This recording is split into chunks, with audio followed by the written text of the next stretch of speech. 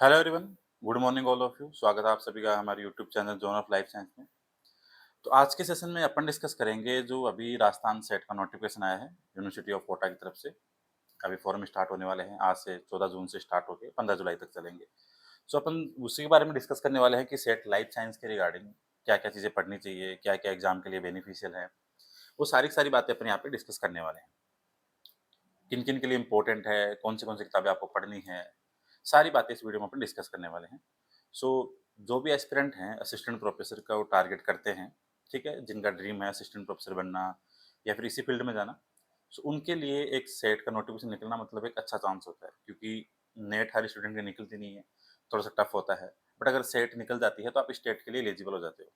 सो पहली बात तो ये उन स्टूडेंट के लिए इम्पोर्टेंट है जिनको असिस्टेंट प्रोफेसर बनना है, उसी फील्ड में तैयारी करना चाहते हैं, उनके लिए बेनिफिशियल है।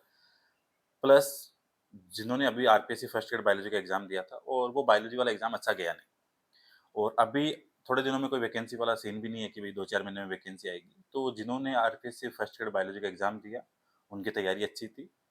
सो उनके लिए एक बेटर ऑप्शन ये है कि वो दोबारा सेट की तैयारी में लग जाए, क्योंकि 6 सितंबर को आपका एग्जाम है। सो आपकी जो तैयारी है वापस वैसे की वैसे काम में आ जाएगी। क्योंकि सेट का पेपर आप चाहे आरपीएससी का हो, चाहे एमपी एमपी सेट का हो, ठीक है? चाहे आप किसी भी स्टेट का सेट का पेपर उठा के देखो, ऑलमोस्ट आपको ये लगेगा कि हाँ, अगर आपने फर्स्ट ग्रेड की तैयारी करी है, तो थोड़े से एफर्ट अगर आप और लगाओगे, तो आपका सेट वाला एग्ज़ाम निकल सकता है। सो जिन्होंने फर्स्ट ग्रेड की तैयारी करी, उनका पेपर उनके अकॉर्डिंग नहीं गया, हो सकता है जीके बिगड़ गया हो या फिर सब्जेक्ट बिगड़ गया हो, कुछ ना कुछ चीज़ें ऐसी बिगड़ी है। तो उनके लिए एक ये गोल्डन अपॉर्च्युनिटी है कि जो आपने साल डेढ़ साल तैयारी की फर्स्ट ग्रेड बायोलॉजी के लिए, वापिस उसको थोड़ा-सा एक बार रिपीट करके सबको रीडिंग लगा के अच्छे से थोड़ा एफर्ट लगा के आप उस तैयारी को सेट के लिए काम में ले सकते हो। सो उसके लिए एक अच्छा मौका है। अब बात ये आती है कि तैयारी करें कैसे, क्या-क्या चीज़ें हैं। देखो, तैयारी करने के 3-4 पैरामीटर हैं। अगर कोई स्टूडेंट है कि जो नेट की तैयारी कर रहा है, मतलब साल डेढ़ साल से लगा हुआ है और उसका नेट नहीं हो रहा, तो जो स्टूडेंट नेट की तैयारी कर रहा है उसके लिए ज़्यादा टफ टास्क है नहीं, क्योंकि नेट में अगर कोई चीज़ें पढ़ता है, ऑलमोस्ट सिलेबस तो वही है भई, सेट के अंदर सीएसआईआर का सिलेबस ही आता है। तो अगर आप सीएसआईआर सिलेबस को टारगेट करते हो, तो अल्टीमेटली आपकी सेट की तैयारी हो जाती है। सो जो स्टूडेंट नेट की तैयारी कर रहा है, उसको तो उसी फ्लो में लगे रहना चाहिए तैयारी के लिए कि भई, जो आपके पास में नेट का सिलेबस आप किसी भी कोचिंग से पढ़ रहे हो, नोट्स हैं या फिर कोई बुक्स वगैरह हैं, वहाँ से पढ़ रहे हो, तो वही तैयारी आपकी काम आएगी सेट में। अब बात आती है कि जिसने पहली बार तैयारी का सोचा है, कभी ना फर्स्ट ग्रेड की करी, ना किसी नेट सेट की करी, उनके लिए तैयारी कैसे करें? देखो, सीधी-सी बात है, जो फर्स्ट टाइम तैयारी करना चाह रहे हैं सेट की, तो एग्ज़ाम है 6 सितंबर को और अभी मतलब जून आधा गया, जुलाई, अगस्त, तो ऑलमोस्ट आप ये कह सकते हो आपके पास में 70-75 दिन हैं। 70-75 दिन में पूरा सिलेबस तो नहीं देखा जाता, ये तो श्योर है, क्योंकि आप सीएसआईआर का सिलेबस उठा के देखोगे, तो इतने दिन में वो कवर तो नहीं होता। हाँ, बट कुछ एक यूनिट से, हर यूनिट से कुछ इम्पोर्टेंट टॉपिक है, अभी मैं आपको नाम बताऊँगा। अगर उन टॉपिक को आप अच्छे से देख लेते हो, आप चाहे यूट्यूब सोर्स से देखो, चाहे किताब पढ़ो, जैसा आपको बेनिफिशियल लगे कि भई मैं यहाँ से सुपीरियर है मेरे लिए, मैं वहाँ से पढ़ सकता हूँ। सो वहाँ से उनको पढ़ के प्रॉपर अपने नोट्स बना के अपने लैंग्वेज में छोटे-मोटे, और आप उनको रिपीट करते रहो। टाइम अच्छा दो, दिन का 5-7 घंटे दो, तो आपकी 2 महीने में सेट की एग्ज़ाम तक का आप पहुँच जाओगे। अब सेट की अगर अपन बात करें एग्ज़ाम पैटर्न की, तो एग्ज़ाम पैटर्न में सेट में 150 क्वेश्चन है। 150 में से 50 क्वेश्चन आपके रिसर्च एप्टीट्यूड वाले हैं, जो यूजीसी नेट के एग्ज़ाम में होता है, ए पार्ट में। प्लस से 50 के अलावा 100 क्वेश्चन आपके सब्जेक्ट। तो 50 जो रिसर्च एप्टीट्यूड के क्वेश्चन हैं, उसके लिए तो आप मार्केट में जाओ, जो यूजीसी वाली बुक आती है कोई भी, उसके लिए रिसर्च एप्टीट्यूड की बुक लाओ। एक तो थ्योरी की बुक ले लो, प्लस एक एमसीक्यू की बुक ले लो। थ्योरी के साथ-साथ आप एमसीक्यू प्रैक्टिस करो यूजीसी वाली के, रिसर्च एप्टीट्यूड के, उनसे क्या आपकी वो तैयारी अच्छी हो जाएगी। प्लस अगर आपको लगता है कि भई कुछ एक टॉपिक रिसर्च वाले ये है कि भई मेरे से नहीं पढ़े जा रहे, उनको मैंने बार-बार ट्राई करके भी देख लिया, फिर भी नहीं हो रहे, तो आप यूट्यूब पे खूब सारे क्वेश्चंस प्रैक्टिस के लिए पड़े हैं, उनके वीडियो देखो, बार-बार देखो। जैसे कुछ टॉपिक आईसीटी के हो गए, सैंपलिंग कैसे करनी है, मेथोडोलॉजी क्या है, ये सारे के सारे आपको यूट्यूब पे मिल जाएँगे। सो आप यूट्यूब पे जाके वो सारे के सारे क्वेश्चंस बार-बार देखो, 2 टाइम पास पूरे, अगर आप दिन में 2-3 घंटे भी क्वेश्चंस देखोगे, वीडियो देखोगे, तो आपको 50 नंबर वाला जो पोर्शन है, 50 क्वेश्चन वाला, वो अच्छे से तैयार हो जाएगा। बात आती है अब सब्जेक्ट की। सब्जेक्ट के लिए आप अगर बात करो अच्छे से तैयारी की, तो जो पाथफाइंडर की बुक है, अभी मैं यही रिकमेंड करूँगा कि पाथफाइंडर की बुक को अच्छे से पढ़ते रहना। जो तैयारी कर रहे हैं, जैसे अगर किसी ने फर्स्ट ग्रेड बायोलॉजी की तैयारी करी, तो उसके लिए यही है कि अपने पास, आपके पास जो नोट्स हैं, उनको तो आपको पढ़ना ही है। उसके साथ-साथ आपको पाथफाइंडर पढ़नी है, क्योंकि लाइफ साइंस वहाँ पे थोड़ी एडवांस आती है, पाथफाइंडर के अंदर। जैसे अगर आप नेट वाली चीज़ें देखोगे, तो नेट के अकॉर्डिंग पाथफाइंडर अपन पढ़ते हैं, तो पाथफाइंडर पढ़ने से आपका सेट में निकल जाएगा, ये श्योर है। अब बात ये आती है कि कौन-सी यूनिट से क्या-क्या चीज़ें पढ़ें। तो वैसे तो सारा सिलेबस इम्पोर्टेंट होता है, बट अगर अपन स्पेसिफिकली बात करें कि भई जो आपके लिए ज़्यादा बेनिफिशियल है, आपको जैसे बायोकेमिस्ट्री की बात करें, नोट करते जाना। अगर आप बायोकेमिस्ट्री में पढ़ो, तो बायोकेमिस्ट्री के अंदर आपको मेटाबॉलिज़्म पढ़ना है। लाइक आपको कार्बोहाइड्रेट, फैट और जो प्रोटीन वाला है, मतलब आपको मेटाबॉलिज़्म का पूरा पाथवे पढ़ना है, सो वहाँ से आपके क्वेश्चन बनेंगे। सो कार्बोहाइड्रेट, लिपिड और आपके प्रोटीन, ये तीनों चीज़ें आपको पढ़नी है, प्लस इन स्ट्रक्चर प्लस इनका मेटाबॉलिज़्म। बायोकेमिस्ट्री में आपको पढ़नी है एंजाइम काइनेटिक्स, क्योंकि एंजाइम इनहिबिशन से अच्छे खासे क्वेश्चंस बनते हैं। ये वो टॉपिक है जहाँ से मेजॉरिटी में क्वेश्चन बन जाते हैं, क्योंकि पूरी यूनिट को ये कवर कर लेते हैं। इसके बाद में जैसे आपकी प्लांट फिजियोलॉजी आती है, क्योंकि नेट के अंदर जो जूलॉजी के स्टूडेंट होते हैं, वो एनिमल फिजियो को टारगेट नहीं कर सकते, क्योंकि नेट में एनिमल फिजियो के क्वेश्चन सही होने की प्रोबेबिलिटी थोड़ी कम होती है। तो सब बच्चों का टारगेट होता है कि वो प्लांट फिजियो पढ़ते हैं। तो प्लांट फिजियो में आपको फोटोसिंथेसिस वाला पोर्शन पूरा, प्लांट हार्मोन वाला पूरा पोर्शन, प्लस सेकेंडरी मेटाबोलाइट, ये 3 चीज़ें आपको अच्छे से पढ़नी है। फोटोसिंथेसिस, ठीक है? और प्लांट हार्मोन में उनके जो सिग्नलिंग पाथवे हैं, वो पढ़ना है, प्लस आपको सेकेंडरी मेटाबोलाइट। ये उस सिलेबस में से आपको अच्छे से ये तो तैयार करनी ही है। इनके अलावा अगर आप बात करो इकोलॉजी की, तो इकोलॉजी में तो आपको ऑलमोस्ट जैसे पॉपुलेशन इकोलॉजी है। पॉपुलेशन इकोलॉजी में जैसे आपके सर्वाइवशिप कर्व हो गए, ठीक है? पॉपुलेशन ग्रोथ हो गई, आर और के स्ट्रैटेजी वाले क्वेश्चन हो गए। सो यहाँ से क्वेश्चन अच्छे खासे बनते हैं। इसके अलावा फिर जो आपके जो मेन इकोलॉजी वाला पोर्शन है पाथफाइंडर में, उसको एक बार अच्छे से पढ़ लेना। इवोल्यूशन में आपको पाथफाइंडर पढ़नी है। इकोलॉजी और इवोल्यूशन, ये दोनों चीज़ें आप पाथफाइंडर से पूरी पढ़ लेना एक बार। आपके 100% चांसेस है कि क्वेश्चन वहाँ से सही हो जाएँगे। इनके अलावा जैसे बात करें, फिर आपके सेल सिग्नलिंग आपको अच्छे से पढ़नी है पूरी, वो भी पाथफाइंडर से। अगर आपको लगता है कि सेल सिग्नलिंग आप पाथफाइंडर से डायरेक्ट नहीं पढ़ पा रहे, यूट्यूब पे जाओ, आपको यूट्यूब पे खूब सारी वीडियो मिल जाएँगे सिंपल लैंग्वेज में, तो उन वीडियो को देखो। उस वीडियो को देखने के बाद में अगर आपको लग रहा है कि इस वीडियो में ये 15-20 बातें मेरे लिए इम्पोर्टेंट है, उनको कॉपी में लिख लो। सो दैट आप जब दोबारा तैयारी करो, तो आपको रिवीजन के टाइम पे आपको सिर्फ वो वीडियो नहीं देखना पड़े, वो जो इम्पोर्टेंट लाइनें हैं, आप उनको पढ़ो, सो दैट आपका रिवीजन क्विकली हो जाए। तो सेल सिग्नलिंग आपको अच्छे से पढ़नी है। सेल सिग्नलिंग के बाद में अगर अपन बात करें, तो जो सेल कम्युनिकेशन, सेल जंक्शन वाला है, ये भी पाथफाइंडर से। सो सेल जंक्शन और सेल कम्युनिकेशन वाला जो टॉपिक है, वो आपको अच्छे से यहाँ से पढ़ना है पाथफाइंडर से। ये इंपॉर्टेंट हो गई। सेल मेम्ब्रेन आपको अच्छे से पढ़नी है, ठीक है? सेल मेम्ब्रेन और जो प्रोटीन सॉर्टिंग वाला टॉपिक है, वो अच्छे से पढ़ना है, ठीक है? सेल डिवीजन के जो रेगुलेशन है, चेक पॉइंट वाला टॉपिक है, ठीक है? वो आपको अच्छे से पढ़ना है पूरा का पूरा। इसके अलावा बात करें अगर अपन डेवलपमेंट बायोलॉजी में, जैसे आपका ड्रोसोफिला हो गया, डेवलपमेंट बायो में आपको ड्रोसोफिला अच्छे से पढ़ के जाना है, ठीक है? ये क्वेश्चंस यहाँ से के ज़्यादा क्वेश्चन बनते हैं। प्लस टूल टेक्निक में, पाथफाइंडर में भी है वैसे, टूल टेक्निक पाथफाइंडर में तो बहुत अच्छी वाली है, अच्छे लेवल की है। वहाँ से पढ़ो, वहाँ से क्वेश्चन हो जाएँगे, क्योंकि यहाँ पे आपको क्या है कि माइनस मार्किंग नहीं है एग्ज़ाम में, और जहाँ पे माइनस मार्किंग नहीं होती, वहाँ पे आप अच्छे से रिस्क ले पाते हो। तो अगर आपको हल्का-सा नॉलेज है, तो आप क्वेश्चन आराम से रिस्क ले सकते हो कि हाँ, भई ये मेरा 2 ऑप्शन तो एलिमिनेट हो गए, 2 ऑप्शन में मुझे 50-50 चांसेज़ है। तो उन 50-50 चांसेज़ में अगर आपकी तैयारी उस लेवल की होती है, सो आप अगर रिस्क लेते हो, दैट मीन्स अगर आपने 20 क्वेश्चनों में रिस्क लिया और 20 में से हो सकता है आपके 10 क्वेश्चन सही हो गए, माइनस मार्किंग तो है नहीं। वो 10 क्वेश्चन आपके तभी सही होंगे जब आपको थोड़ा-सा उसका सरफेस का आइडिया होगा। सो उसके लिए है कि आपको जो पाथफाइंडर बुक है, उसको अच्छे से पढ़ो। अब जो पायनियर बच्चे हैं, मतलब वो तैयारी इनिशिएट ही कर रहे हैं इस फील्ड में, उनके लिए पाथफाइंडर पढ़ना थोड़ा आसान नहीं होता। उसके लिए मैं यही बोलूँगा कि अगर आप पाथफाइंडर पढ़ने बैठते हो, आपने जैसे कोई टॉपिक लिया, जैसे मान लो आपने सेल डिवीज़न लिया या सेल सिग्नलिंग ली। सेल सिग्नलिंग की आप एक बार वीडियो देख लो। वीडियो देखने के बाद में आप पाथफाइंडर पढ़ के, और पाथफाइंडर के अगर आपको लगता है कि एक पेज में मेरे लिए 5-7 लाइनें बहुत इंपॉर्टेंट है, कॉपी लो, अपनी लैंग्वेज में उन 5-7 लाइनों को लिख लो। क्योंकि आपको लग रहा है कि ये 5-7 लाइनें बहुत इंपॉर्टेंट है, यहाँ से क्वेश्चन बनते हैं। तो जब भी आप रिवीजन करने बैठोगे, तो उन 5-7 लाइनों को पढ़ोगे। सो वो आपके लिए इंपॉर्टेंट है। सो पाथफाइंडर पढ़ने का सिंपल सा फंडा है, पाथफाइंडर ली, आपने उसको पढ़ा।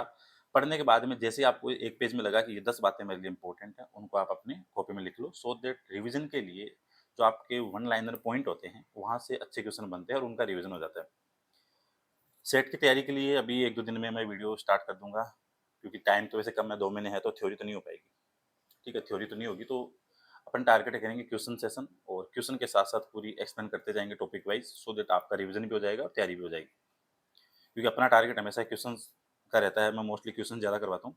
जैसे कम टाइम होता है तो क्वेश्चन ज़्यादा करवाता हूँ, क्योंकि उसके साथ वो टॉपिक पूरा कवर हो जाता है। और क्वेश्चंस एग्ज़ाम में वहाँ से क्वेश्चन बनने चांसेस होते हैं। अभी फर्स्ट ग्रेड बायोलॉजी का एग्ज़ाम हो, चाहे असिस्टेंट प्रोफेसर का हो, क्वेश्चन बन जाते हैं। सो अभी उसके भी वीडियो स्टार्ट हो जाएँगे। सो अगर आप इस फील्ड में हो, सेट एक अच्छा मौका आया है, ये बिल्कुल मत सोचना कि एपी की वैकेंसी नहीं आएगी। 100% श्योर है कि 2027 में आपका असिस्टेंट प्रोफेसर का एग्ज़ाम भी होगा, ठीक है? अब वो कैसे होगा, कितनी सीट आएगी, कहाँ से निकालेगी गवर्नमेंट, वो उसका काम है। लेकिन अगर सेट आया है, तो प्रोबेबिलिटी है कि आपके पास वैकेंसी भी आएगी। 2 महीने नहीं तो 4 महीने नहीं, 6 महीने में वैकेंसी तो आनी है, और इस फील्ड में तैयारी करने में टाइम लगता है। अगर आप 1 साल तैयारी करके देखो असिस्टेंट प्रोफेसर की या फर्स्ट ग्रेड बायोलॉजी की, 1 साल की तैयारी में कुछ होता नहीं है। सो अगर आप सेट की तैयारी टारगेट करोगे तो सेट के साथ-साथ आपका सब्जेक्ट है वो अच्छा हो जाएगा। क्योंकि अगर आप एक बार नेट सेट की शिद्दत से तैयारी करते हो, सो वो तैयारी आपके सब्जेक्ट को थोड़ा और बूस्ट कर देती है। क्योंकि सब्जेक्ट थोड़ा-सा क्या कॉन्फिडेंशियल हो जाता है आपके लिए कि मतलब हाँ, मुझे ट्रस्ट आ गया है, अब मैं यहाँ से चीज़ें आगे ले जाऊँगा। सो उसके अकॉर्डिंग ये है कि अगर आप सेट की अच्छे से तैयारी करते हो तो आपकी जूलॉजी हो, बॉटनी हो, वो आपकी फर्स्ट ग्रेड बायोलॉजी, अगर आप या जूलॉजी या बॉटनी असिस्टेंट प्रोफेसर के एस्पिरेंट हो, तो आपकी तैयारी वहाँ से अच्छी हो जाती है। सो सेट आई है, अच्छा मौका है, बिल्कुल इसको खराब मत करना। टाइम 2 महीने है तो 2 महीने सबके लिए है, किसी एक के लिए तो है नहीं। देखिए काफ़ी सारे बच्चों को मैसेज आ रहा है कि सर 2 ही महीने हैं, 2 महीने में मैं कैसे करूँगा? तो 2 महीने किसी एक के लिए तो है नहीं, वो तो सबके लिए है। भई एग्ज़ाम तो 6 सितंबर को सबके लिए होनी है। तो उसको माइंड में नहीं रखना कि टाइम कम है, कैसे क्या होगा? अच्छे से पढ़ते रहो। रिसर्च एप्टीट्यूड के लिए अभी दोबारा बोल रहा हूँ, मार्केट से जाओ, कोई रिसर्च एप्टीट्यूड की बुक लाओ, क्वेश्चन प्रैक्टिस की बुक लाओ, बस काफ़ी है। इधर-उधर की चीज़ों से बचना। अगर आपको लगता है कि कोई टॉपिक मुझे यूट्यूब चैनल मिला, आपके लिए वहाँ से आपको चीज़ें समझ में आ रही, उसको फ़ॉलो करो। काफ़ी सारे चैनल है यूट्यूब पे, जो आपको नेट की तैयारी भी करवाते हैं, जिनके फ्री सेशन खूब सारे पड़े हैं। सिलेबस तो वही है। और वो सेट के अकॉर्डिंग भी करवाते हैं, तो वहाँ से वीडियो देखो। जैसे आप ड्रोसोफिला की आपको यूट्यूब पे हज़ारों वीडियो मिल जाएँगे, सो आपको वहाँ से लगता है सिंपल चीज़ें, उनको अपनी कॉपी में लिखो। टूल टेक्निक के लिए आप पाथफाइंडर पढ़ो, नहीं समझ में आ रही, आजकल तो चैट जीपीटी भी है। अगर आपको लगता है कि यार इस पैराग्राफ की लैंग्वेज मेरे समझ नहीं आ रही, उसका मतलब डालो, पूरा समझ में आ जाएगा। क्योंकि होता क्या है कि राजस्थान के बच्चे हैं जो अपन, अपनी क्या इंग्लिश थोड़ी वीक होती है। वीक का मतलब ये होता है कि अपन माइंड में अपने को इंग्लिश खूब सारी आती है, बट जब उसको समझने बैठते हैं तब थोड़ा-सा इश्यू आता है। सो अगर आपको लगता है तैयारी पहली बार कर रहे हैं तब होता है। अगर आप नेट की करके आ रहे हो तो इतना इश्यू नहीं आता। तो अगर आप पायनियर हो इस फील्ड में, ट्रांसलेट करो, चैट जीपीटी पे डालो। मीनवाइल बात ये है कि आपके दिमाग में जो सब्जेक्ट का कॉन्सेप्ट है वो घुसना चाहिए, जो टॉपिक आप पढ़ रहे हो, और एग्ज़ाम में जाके उसका क्वेश्चन सही होना चाहिए। सो पाथफाइंडर पढ़ो, और अगर आपके पास में टाइम है और अगर आपने पाथफाइंडर पढ़ रखी है, तो पाथफाइंडर के साथ-साथ आप एक बार एनसीईआरटी और अच्छे से पढ़ लेना, क्योंकि कभी-कभी क्या होता है कि सेट में ऐसे क्वेश्चन्स भी आते हैं। मतलब हो सकता है कुछ बेसिक क्वेश्चन बन जाए स्टेटमेंट वाइज़, तो एनसीईआरटी से भी आते हैं, सो उनको अच्छे से पढ़ना। एनिमल फिजियो में अगर अपन बात करें तो आप वैसे तो एनिमल फिजियो सारी इंपॉर्टेंट है, लेकिन आप हार्मोन वाला टॉपिक, नर्वस सिस्टम वाला टॉपिक, ये दोनों अच्छे से पढ़ के जाना। प्लस एक आई, ईयर, ये दोनों, क्योंकि ये सिग्नलिंग में अटैच हो जाते हैं उधर। आई वाला टॉपिक, ठीक है? सेल सिग्नलिंग में भी आ जाता है उधर। तो आई, ईयर और नर्वस सिस्टम, ठीक है? प्लस इसके अलावा हार्मोन वाला, ये आपको अच्छे से पढ़ना है, ठीक है? और इकोलॉजी इवोल्यूशन आपको पाथफाइंडर से पढ़नी है, और कम्युनिकेशन आपको बता दिया, सेल सिग्नलिंग आपको पढ़नी, हाँ, एपोप्टोटिस और कैंसर, ये भी ऐड कर लेना। एपोप्टोटिस और कैंसर आपको अच्छे से पढ़ने हैं। मीनवाइल घुमा-फिरा के बात ये है कि आपको जो सिलेबस में जितना कवर आप कर पा रहे हो 2 महीने में, क्योंकि माइनस मार्किंग तो है नहीं, तो आपको तो एग्ज़ाम में रिस्क भी लेना है। हाँ, लेकिन इतनी तैयारी करके जाओ कि भई जो सिलेबस है उसमें से आप 60-70% अपने फ़ेवर में लेके जाओ कि हाँ, मेरी इतनी तैयारी है, अब मैं यहाँ से थोड़ा कवर कर लूँगा। सो सेट की तैयारी के लिए अच्छा टाइम है अभी, 2 महीने का टाइम है, 2 ढाई महीने पूरे टाइम अगर आप 5-6 घंटे दोगे तो आराम से निकल जाता है, ऐसा भी नहीं है। हाँ, उसके लिए ये है कि डेडिकेशन चाहिए, क्योंकि सेट भी इतना ईज़ी होता नहीं है। अगर आप देखोगे तो 6% सीटें ही होती हैं, ठीक है? ज़्यादा नहीं होती सीटें। तो हाँ, अगर आपकी तैयारी अच्छी है तो निकल भी जाओगे, और अगर आप सेट निकल गई तो आरपीएससी के लिए डायरेक्ट एलिजिबल हो गए। फिर आपको नेट वाली चीज़ों में नहीं घुसना, क्योंकि होता क्या है कि जो स्टूडेंट एक बार नेट की तैयारी के फील्ड में जाता है, नेट का एक सीधा सा कॉन्सेप्ट है, अगर आप 1-2 चांस में निकल गई तो निकल गई, अदरवाइज़ ये बहुत टाइम ले लेती है, ठीक है? अटेम्प्ट खूब सारी लेती है। तो अगर उनकी सेट निकल जाती है तो सेट काफ़ी एक बेनिफिशियल पॉइंट हो जाता है असिस्टेंट प्रोफेसर बनने के लिए, क्योंकि आपके पास एलिजिबिलिटी आ गई आपके स्टेट के लिए। तो उसके अकॉर्डिंग ये है कि आप सेट की तैयारी अच्छे से करो, 6 सितंबर पास में है, टॉपिक पढ़ते रहो, नहीं समझ में आ रहा है इधर से पढ़ो, यूट्यूब पे चले गए, कोई टॉपिक मिल गया वहाँ से पढ़ लिया, चैट जीपीटी से पढ़ लिया, कोई किताब आपको जो समझ में आ रही है वहाँ से पढ़ लिया। बट इतना ध्यान रखना, जो किताब आप बुक पढ़ रहे हो और उस बुक के पेज में अगर आपको लगता है कि ये 10 बातें मेरे लिए बहुत इंपॉर्टेंट है, उन 10 बातों को कॉपी में लिख लेना। तैयारी करने का सीधा-सा एजेंडा यही होता है कि अगर आप कोई किताब पढ़ रहे हो और अगर आपको लगा कि ये 5-7 बातें मेरे लिए बहुत इंपॉर्टेंट है हर पेज में, उनको लिखते रहो, क्योंकि रिवीजन के टाइम पे आप बार-बार किताब नहीं खोल पाओगे। ये नहीं होता कि आपने किताब खोली और वापस बैठ गए, तो इतना टाइम नहीं होता। उस टाइम यही होता है कि जो आपने 5-7 पॉइंट लिखे हैं, उनको रिवीजन करके जाओ, डायरेक्ट क्वेश्चन आपके वहाँ से बन जाते हैं। क्योंकि जो पॉइंट होते हैं मेन-मेन, जो आपको लगता है कि टफ है। दूसरी चीज़, 150 क्वेश्चन है, माइनस मार्किंग है नहीं, 150 क्वेश्चंस, 300 मार्क्स हो गए आपके, ठीक है? 3 घंटे का वही टाइम है। और दूसरी चीज़, सेट के जो राजस्थान में अभी तक 2 एग्ज़ाम हुए हैं, 2013 में प्लस ये 23 वाला, 2 एग्ज़ाम ये, एमपी सेट हो गया 2-3 बार, उसके पेपर देख लेना, गुजरात सेट का पेपर देख लेना, महाराष्ट्र सेट का पेपर देख लेना। अगर ये पेपर आप देख के जाओगे, डेफ़िनेटली आपको पेपर के लेवल का पता लगेगा। स्पेशली जो यूजीसी वाले जो वो सॉरी रिसर्च एप्टीट्यूड के जो क्वेश्चन्स हैं, वहाँ से आपको थोड़ा आइडिया लग जाएगा कि मतलब हाँ, ऐसे-ऐसे क्वेश्चन आ रहे हैं, ठीक है? सो उसके लिए यही है कि जो प्रीवियस ईयर के क्वेश्चन हैं, पेपर है, उनको एक बार अच्छे से पढ़ लेना। मार्केट में हो सकता है शायद कोई लाइफ साइंस की किताब भी हो। प्लस अब बात आती है कि आप सेट की तैयारी के साथ-साथ क्वेश्चन प्रैक्टिस कहाँ से करो? सो क्वेश्चन प्रैक्टिस की के लिए ये है कि कोई अगर कोई पीवाई की बुक आ रही है सेट की, तो वो पढ़ लो। प्लस आपको एक जो आईएफएस की बुक आती है, ज़ूलॉजी, बॉटनी दोनों साथ में आती है, वो पढ़ लो एमसीक्यू की। इसके अलावा एक यूथ साइंस बुक आती है, उसको ज़रूर पढ़ना। यूथ साइंस, ज़ूलॉजी वाले जो टॉपिक है मेन-मेन वहाँ से पढ़ के जाना। बॉटनी वाले अपने हिसाब से वहाँ से पढ़ लेना, टैक्सोनॉमी वाला भी। प्लस क्वेश्चन प्रैक्टिस साथ में करनी है, क्योंकि चाहे आप थ्योरी कितनी पढ़ो, जब तक आपको ये नहीं लग पा रहा कि भई आपके क्वेश्चन सही हो रहे कि नहीं हो रहे, तब तक कॉन्फिडेंस नहीं आता। तो आपको क्वेश्चन प्रैक्टिस करनी है साथ-साथ, क्योंकि अगर आपने मान लो आपने बायोकेमिस्ट्री पढ़ी, बायोकेमिस्ट्री पढ़ने के बाद में आपने क्वेश्चन देखे और अगर आपके क्वेश्चन सही हो रहे हैं, दैट मीन्स आप राइट ट्रैक पे हो। लेकिन अगर हो सकता है कि आपने 2 घंटे, 3 घंटे तैयारी भी करी है और उसका एक भी क्वेश्चन सही नहीं हो रहा, दैट मीन्स कहीं न कहीं लूप होल है तैयारी के अंदर। हो सकता है कुछ चीज़ें अपन अपने अकॉर्डिंग नहीं पढ़ पा रहे हैं, क्वेश्चन जो पॉइंट बन रहे हैं वो उसमें नहीं आ रहे। तो उसके अकॉर्डिंग क्वेश्चन प्रैक्टिस करना बहुत मस्ट है आपके लिए। क्वेश्चन प्रैक्टिस साथ-साथ करते रहना, क्योंकि जब तक क्वेश्चन प्रैक्टिस नहीं करोगे कॉन्फिडेंस नहीं आएगा। एग्ज़ाम में आप चाहे कितनी अच्छी तैयारी करके जाओ, अगर आप बिना क्वेश्चन प्रैक्टिस किए जा रहे हो, एग्ज़ाम में जैसे टफ क्वेश्चन आपने 2-4 देखे, तुरंत आप घबराते हो। अगर आपने क्वेश्चन प्रैक्टिस करी है, टेस्ट वगैरह अटेम्प्ट करे हैं, तो आप वहाँ से थोड़ा कॉन्फिडेंस रहता है। प्लस मैं यही सलाह दूँगा कि अभी 2 महीने का टाइम है, तो मुझे लगता नहीं कि 2 महीने में कोई भी कोचिंग है, वो इतना पूरा आपका कोर्स पूरा करवा पाएगी। 100% खुद का टाइम देना, खुद की तरफ से एफर्ट लगाना, पढ़ना, खुद का सब्जेक्ट अच्छा हो जाएगा, तैयारी भी खुद की अच्छी हो जाएगी। तो कोचिंग के चक्कर में शायद अगर आप हो सकता है अगर आपको लगता है कि आप 2 महीने में पूरा कवर कर लोगे, तो करना, अदरवाइज़ कोचिंग के चक्कर में, क्योंकि 5-6 घंटे अगर आप उधर क्लास लोगे तो फिर कुछ पढ़ नहीं पाओगे और अभी टाइम 2 महीने ही है। अगर आपके पास टाइम 6 महीने का होता, तब तो फिर भी चलो ठीक थी, लेकिन अगर आप हाथों-हाथ 2 महीने में एनरोल होके पूरा कोर्स है फिर तैयारी, तो वो थोड़ा-सा टफ रहता है।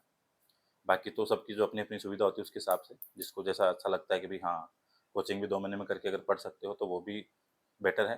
लेकिन अगर हाँ, अगर आपको लगता है कि थोड़ा टाइम मैनेजमेंट का इश्यू है, ठीक है? तो उसके अकॉर्डिंग तो सेल्फ तैयारी ज़्यादा बढ़िया है। बाकी जो एग्ज़ाम होगी उससे पहले अपन दोबारा वीडियो डालेंगे, पूरा डिस्कस करेंगे, ठीक है? तैयारी के लिए वापस रिपीट कर रहा हूँ, पाथफाइंडर बुक अच्छे से पढ़ लेना, जो नए वाले मॉड्यूल्स हैं, प्लस पाथफाइंडर की टूल टेक्निक अच्छे से पढ़ना। टूल टेक्निक में मतलब ये है कि जैसे आपको टूल में आपको पीसीआर है, एलाइज़ा है, सेंट्रीफ्यूज है, इलेक्ट्रोफोरेसिस है, क्रोमैटोग्राफी है, टेक्निकल टूल आपको अच्छे से पढ़ के जाने हैं, ठीक है? आरडीटी हो गया, ठीक है? ये सारी चीज़ें आपको अच्छे से पढ़ के जानी है। माइनस मार्किंग है नहीं, अच्छा मौका है, पूरे पढ़ो मस्त आराम से, तैयारी करो, नोट्स बनाओ, रिवीजन करो, क्वेश्चन प्रैक्टिस करो। अगर आप फर्स्ट ईयर की तैयारी कर रहे थे और आपका नहीं हुआ, क्योंकि देखो जब आप अच्छी तैयारी करते हो और अगर आपका सिलेक्शन नहीं होता है, तो माइंड कहीं न कहीं आपको डिस्टर्ब करता है। सो उस तैयारी को यहाँ काम लेने का बहुत अच्छा मौका है, क्योंकि हो सकता है आपका मान लो फर्स्ट ग्रेड में नहीं हुआ और अगर आपकी सेट निकल गई, आरपीएससी का असिस्टेंट प्रोफेसर का एग्जाम आपका निकल गया, तो वो आपकी पूरी भरपाई हो जाएगी, क्योंकि ईमानदारी की मेहनत कभी खराब जाती नहीं है। आज की नहीं तो कल आपकी वो तैयारी फेवर में आई जाएगी। सो उसके लिए यही है, बस लगे रहो, पीछे वाली चीज़ों को साइड में करके नई स्ट्रैटेजी बनाओ, पढ़ने बैठो, दिन के 5-7 घंटे पढ़ो। हाँ, ऐसा नहीं है कि भई 1 घंटे 2 घंटे पढ़ लिया सेट निकल गई, ऐसा नहीं होगा, क्योंकि इतने अपन एक्स्ट्रा ऑर्डिनरी है नहीं अपना माइंड, कि लाइफ साइंस के क्वेश्चन अपन जाते ही सही कर दें, वो नहीं होने वाला। सेट अच्छा मौका है, बस माइंड में ये रखना है कि अगले साल असिस्टेंट प्रोफेसर की एग्ज़ाम होगी, तो वहाँ मुझे वहाँ पे एलिजिबिलिटी रखनी है। सो एलिजिबिलिटी रखने के लिए सेट एक अच्छा मौका है, उसको पढ़ो आराम से, इधर-उधर की चीज़ों से बचना, क्योंकि सेट आती है दैट मीन्स हमेशा प्रोबेबिलिटी होती है सेट आने के बाद में असिस्टेंट प्रोफेसर की वैकेंसी राजस्थान की नहीं, मोस्टली स्टेट की यही कंडीशन है, जहाँ पे सेट आई उसके बाद में वैकेंसी आ जाती है। और राजस्थान में तो होता है, 13 में एग्ज़ाम हुई, सेट की वैकेंसी आई, 23 में एग्ज़ाम हुई, वैकेंसी आई। हाँ, ये है कि अभी 26 में हो सकता है अभी वैकेंसी नहीं आई, लेकिन 27 में वैकेंसी आ जाएगी, ये श्योर है। और अभी सितंबर में तो सेट का एग्ज़ाम ही है, तो रिज़ल्ट आते-आते नवंबर हो जाएगा। उसके बाद में 27 तो आ ही गया। तो तैयारी करते रहो, सब्जेक्ट भी अच्छा हो जाएगा। कि सब्जेक्ट अच्छा होने में क्या चांसेस होते हैं कि जैसे अगर आप फर्स्ट ग्रेड की तैयारी करते हो, फर्स्ट ग्रेड में आप पढ़ते हो जैसे कोचिंग के नोट्स हो गए, कोई एनसीईआरटी हो गई, वहाँ तक की चीज़ें पढ़ते हो। लेकिन अगर आपने पाथफाइंडर पढ़ ली, तो आप वहाँ पे मान लो कि उस तैयारी को और बूस्ट कर देते हो। क्योंकि यहाँ पे चीज़ें आप थोड़ी एक्सपेरिमेंटल और एडवांस पढ़ते हो, तो उसका अल्टीमेटली बेनिफिट आपको यहाँ मिल जाता है।